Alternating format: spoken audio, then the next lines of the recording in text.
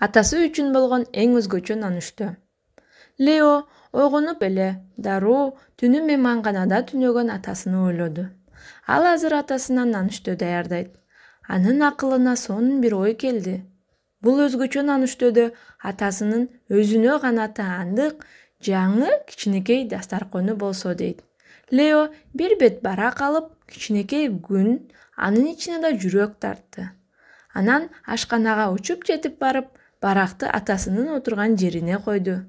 Апасы дагы турган эле. Лео экөө чогуу дастаркон даярдашты. Кечеки сатып алган даамдарды дастарконго жайылта койду. Аябай даамдуу көрүнөт. Лео куймак камыры куюлган чараны муздаткычтан алды.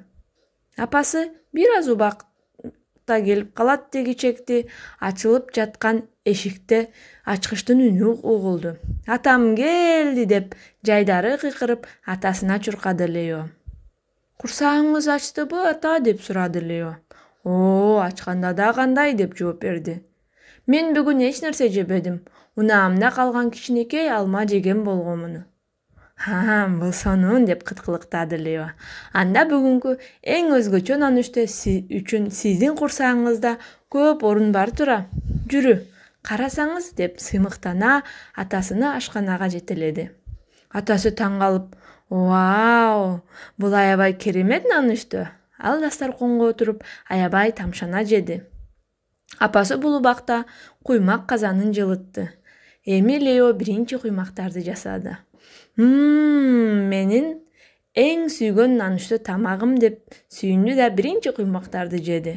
Лео ашкана майлыгын колуна коюп, кызматкердин ролун ойноп, дагы башка каалооңуз барбы деп сылык сурады. Ойбай деп атасы, акыркы эң даамдуу болгон куймактан дагы алсам болобу деп айтты.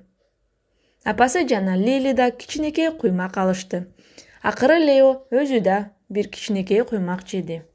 Куймактын жанына атасына кофе, апасына чай, Лео менен Лили үчүн какао бар эле. Соңунда атасы чалкалап, мейманканада нанүштө жебей жакшы кылган экенмин. Бул күтүлбөгөн эң сонун нанүштө болду. Эми мен бир аз диванда отурайын. Аябай көп жеп алдым дейт.